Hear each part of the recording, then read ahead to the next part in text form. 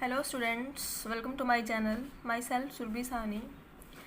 आज हम जो पढ़ेंगे टॉपिक उसका नाम है degree of dissociation. Degree of dissociation देखिए क्या होता है। The ratio of dissociated molecule to the total number of molecule is called degree of dissociation denoted by alpha. Thus, alpha is equal to number of molecule dissociated divided by total number of molecules।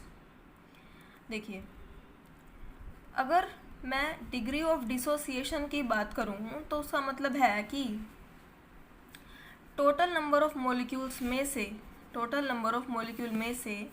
कितने ऐसे हैं जो dissociate हो चुके हैं, कितने ऐसे molecules हैं जो डिसोसिएट हो चुके हैं टोटल नंबर ऑफ मोलिक्यूल में से, उसको हम कहते हैं डिग्री ऑफ डिसोसिएशन। मतलब the ratio of dissociated molecules to the total number of molecule is called degree of dissociation। thus alpha is equal to, इसे हम अल्फा से डिनोट करेंगे। thus alpha is equal to number of molecule dissociated divided by total number of molecule, कि मतलब total number of molecule में से कितने number of molecule dissociate हो चुके हैं, उसका फ्रैक्शन क्या कहलाता है, alpha, that is degree of dissociation. अब हम बात करेंगे factors affecting degree of dissociation की। ठीक है, factors affecting degree of dissociation. देखिए क्या क्या फैक्टर्स हैं जो डिग्री ऑफ डिसोसिएशन को इफेक्ट करते हैं। फर्स्ट है नेचर ऑफ सोल्यूट। देखिए, some electrolytes like inorganic acid, bases and salts are almost completely ionized in aqueous solution. These are termed as strong electrolytes.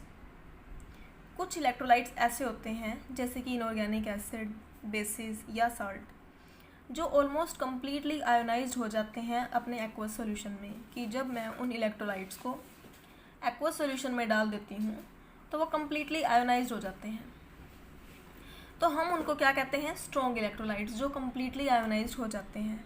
लेकिन कुछ सब्सटेंसेस ऐसे होते हैं जैसे इनऑर्गेनिक एसिड्स एंड बेसिस, जो कि सिर्फ स्मॉल एक्सटेंट पर ही डिसोसिएट हो पाते हैं या आयोनाइज हो पाते हैं, उनको हम क्या कहते हैं, वीक इलेक्ट्रोलाइट्स। ठीक है, तो अब आपको पता ही है नेचर ऑफ सोल्यूट पे किस तरह से डिपेंड करेगा, कि हमें पता लगना, अगर हमें पता होगा कि वो स्ट्रॉन्ग इलेक्ट्रोलाइट है तो डिग्री ऑफ डिसोसिएशन ज़्यादा होगा, और अगर वो वीक इलेक्ट्रोलाइट है तो डिग्री ऑफ डिसोसिएशन कम होगा। तो वो किस पर डिपेंड करेगा डिग्री ऑफ डिसोसिएशन, कि हमने जो सोल्यूट लिया है वो किस नेचर का है, स्ट्रॉन्ग इलेक्ट्रोलाइट है या फिर वीक इलेक्ट्रोलाइट है। ठीक है ना। नेक्स्ट है नेचर ऑफ द सॉल्वेंट। देखिए, in solid electrolyte the ions are held by strong electrostatic forces of attraction. Every solvent has definite value of dielectric constant which is defined as power to weaken these forces of attraction. देखो, अब आपको पता है dielectric constant क्या होता है। Dielectric constant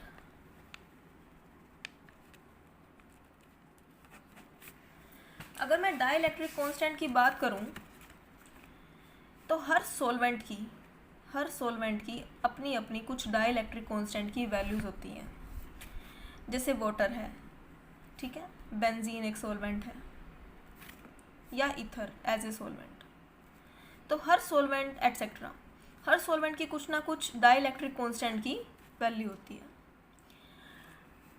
dielectric constant जो है एक ऐसा कांस्टेंट है जिससे हमें पता लगता है कि उसकी कितनी पावर है दूसरे को आयोनाइज करने की या फिर दूसरे की फोर्सेस ऑफ अट्रैक्शन को वीक करने की। जैसे वाटर का डाइइलेक्ट्रिक कांस्टेंट की वैल्यू आती है 81। Dielectric constant means the power to weaken the forces of attraction of the solute.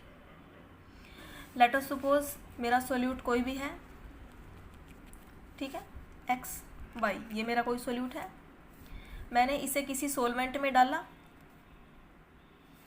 ठीक है, अब इस सॉल्वेंट की कुछ ना कुछ डाइइलेक्ट्रिक कांस्टेंट की वैल्यू होगी। ठीक है ना, इस सॉल्वेंट की कुछ ना कुछ डाइइलेक्ट्रिक कांस्टेंट की वैल्यू होगी। तो डाइइलेक्ट्रिक कांस्टेंट की वैल्यू बताती है कि इस सॉल्वेंट की कितनी पावर है इस के फोर्सेस ऑफ अट्रैक्शन को वीक करने की और इसे आयोनाइज करवाने की या इसे डिसोसिएट करवाने की।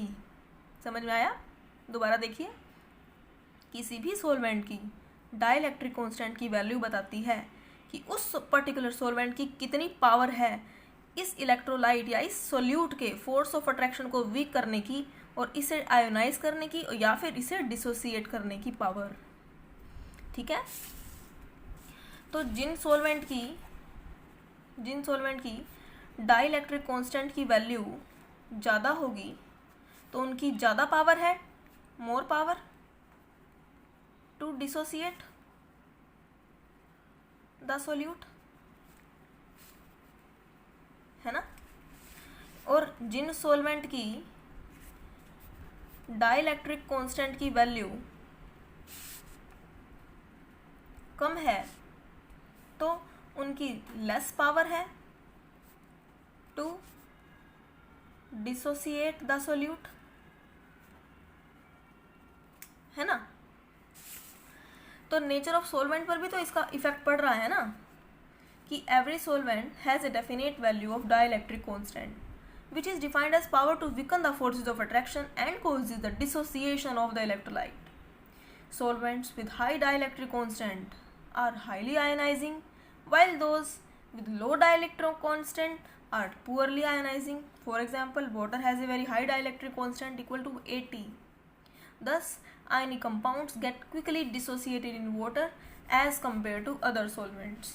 ठीक है, तो नेचर ऑफ सॉल्वेंट पर भी तो डिपेंड करता है ना हमारा डिग्री ऑफ डिसोसिएशन, कि सॉल्वेंट किस तरह का यूज़ किया है। अगर हमने सॉल्वेंट वो यूज़ किया है जिसका डाइलेक्ट्रिक कांस्टेंट ज़्यादा होगा तो उसके केस में डिग्री ऑफ डिसोसिएशन ज़्यादा होगी, और अगर हमने ऐसा सॉल्वेंट यूज़ किया है जिसकी डाइलेक्ट्रिक कांस्टेंट की वैल्यू कम है तो उसके केस में डिग्री ऑफ डिसोसिएशन कम होगी। ठीक है, नेक्स्ट है हमारा concentration. The third factor which affects the degree of dissociation is concentration. The degree of dissociation of an electrolyte increases as the concentration decreases. देखो, जैसे जैसे कंसंट्रेशन कम होती जाएगी, दैट मीन्स जैसे जैसे डाइल्यूशन बढ़ती जाएगी, जैसे जैसे कंसंट्रेशन कम होती जाएगी वैसे वैसे डाइल्यूशन बढ़ती जाएगी। और आपको पता ही है, जितनी ज़्यादा डाइल्यूशन हो जाती है उतनी ज़्यादा डिसोसिएशन हो जाती है ना। In case of weak electrolytes के केस में हमने क्या किया था कि मोर इज़ अ डिसोसिएशन कब होगी, व्हेन डाइल्यूशन, कि जब हम डाइल्यूशन कर देंगे तो जो वीक इलेक्ट्रोलाइट है वो ज़्यादा से ज़्यादा डिसोसिएट होगा और वो ज़्यादा से ज़्यादा नंबर ऑफ आयन्स में कन्वर्ट करेगा, जिस वजह से डिग्री ऑफ डिसोसिएशन ज़्यादा हो जाएगी व्हेन डाइल्यूशन हम करवाएंगे। तो हम कह सकते हैं कि degree of dissociation of an electrolyte increases as the concentration decreases. As the concentration approaches to zero या डाइल्यूशन approaches to infinity, एक ही तो बात है कि जब कंसंट्रेशन बिल्कुल जीरो को अप्रोच करेगी, तो कंसंट्रेशन जीरो को अप्रोच कर रही है मतलब डाइल्यूशन इनफाइनाइट वैल्यू को क्रॉस कर रही है ना, dilution approaches to infinity. Then the degree of dissociation approaches to unity, that is its limiting value. तो यहाँ हमने जो लिमिटिंग वैल्यू ली है वो हमने यूनिटी ली है, तो उसके केस में degree of dissociation maximum value पर पहुंच जाएगी. Limiting value means maximum value. तो degree of dissociation approaches to unity, maximum value, when concentration approaches to zero या डाइल्यूशन अप्रोचेस टू इन्फिनिटी. समझ आया? Fourth factor which affect the degree of dissociation is presence of common ion.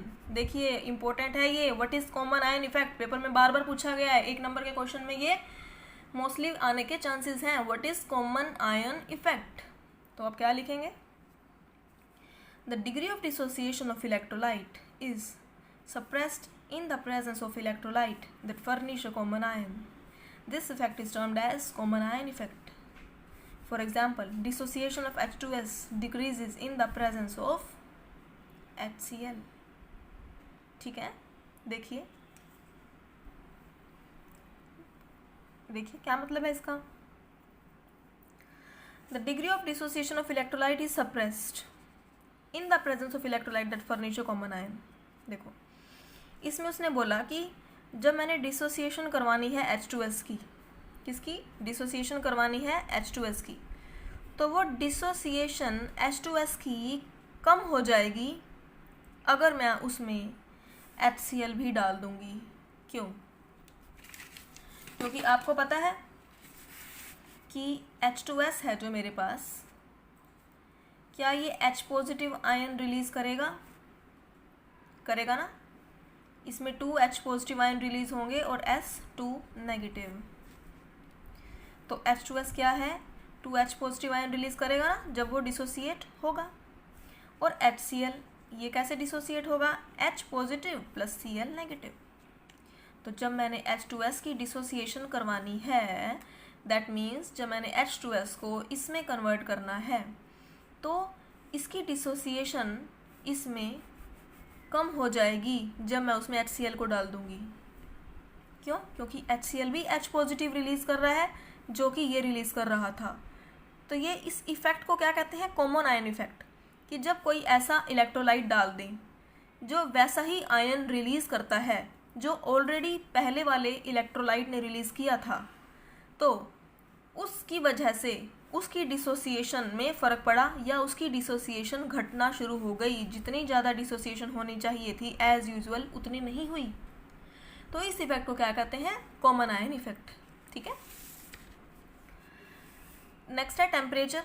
The degree of dissociation increases with rise in temperature. ये तो आप लोग जानते ही हैं कि जितना ज़्यादा टेम्परेचर होगा उतने ज़्यादा काइनेटिक एनर्जी ऑफ मॉलिक्यूल्स बढ़ जाती है। ये तो आपको पता है ना, टेम्परेचर इंक्रीज करने से मॉलिक्यूल्स की काइनेटिक एनर्जी बढ़ती है और डिग्री ऑफ डिसोसिएशन भी बढ़ जाता है। और कोई भी इलेक्ट्रोलाइट है वो आसानी से टूटता है और उसकी डिग्री ऑफ डिसोसिएशन बढ़ जाती है।